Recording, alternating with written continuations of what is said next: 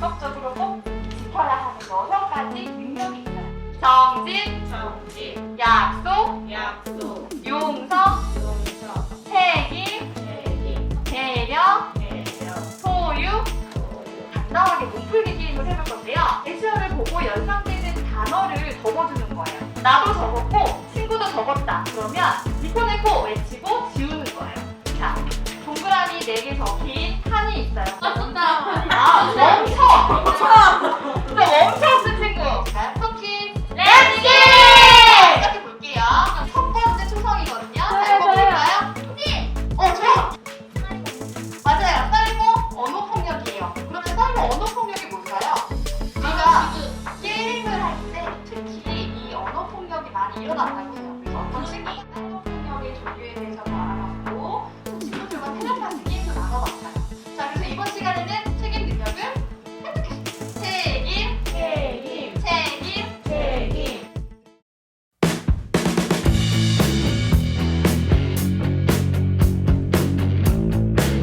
자, 이번에는 2교시.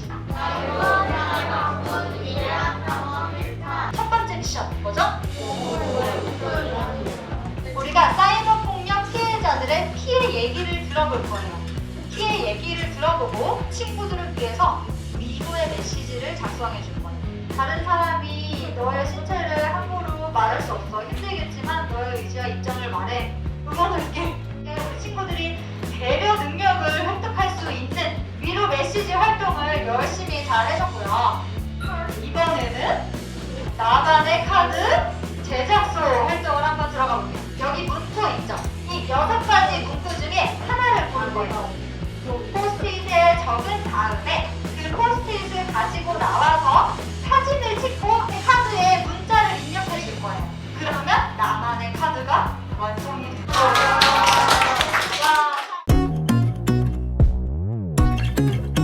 두 번째는요, 사이버 세상을 바꿀 미래한 탐험 2탄을 가보도록 하겠습니다. 두 가지 미션의 제목은 명탐정 투코예요. 우리가 같이 탐정이 좀 돼볼 건데요.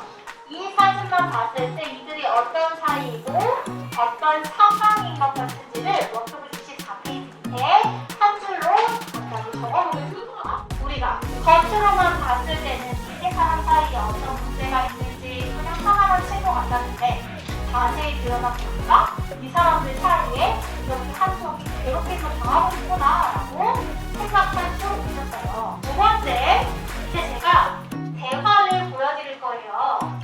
대화를 보고 다시 사이버형으로 감염된 이유들을 찾아보도록 하겠습니다. 대단하다. 이게 무슨 뜻일까요? 오고 있어요. 기꺼고 있어요. 오, 그럴 수 있어요. 칭찬하지. 칭찬하지 어때요? 정말 대단하다. 기꺼지 없어도 되겠죠? 정말 대단하다. 와, 진짜 살아있는 연기자였어. 우리가 특별히 사이버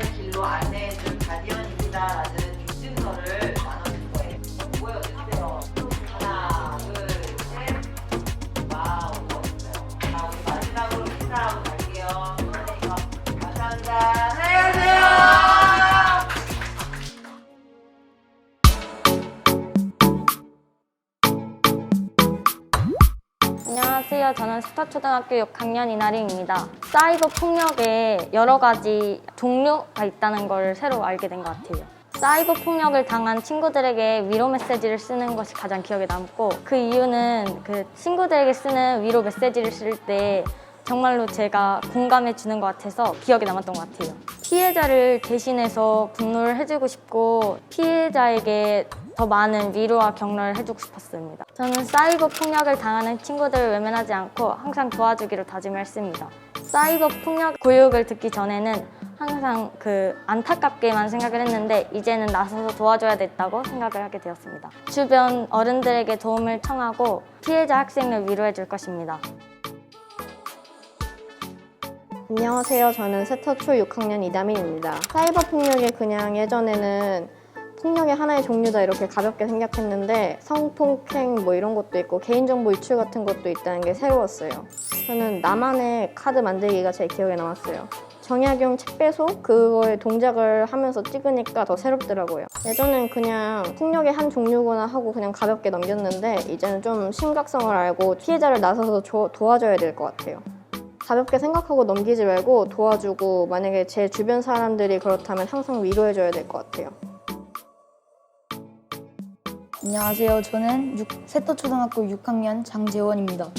정직이라는 단어.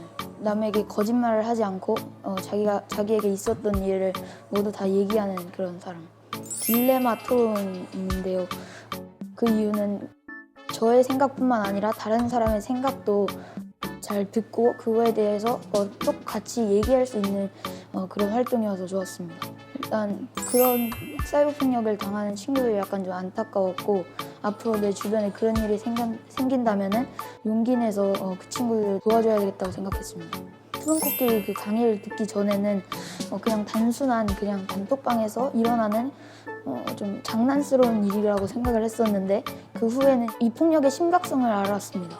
사이버 폭력을 당하는 걸 잘못한 거는 없으니까 용기 내서 그 친구들에게 그렇게 하지 말라고 말해도 괜찮다고 말해주고 싶습니다.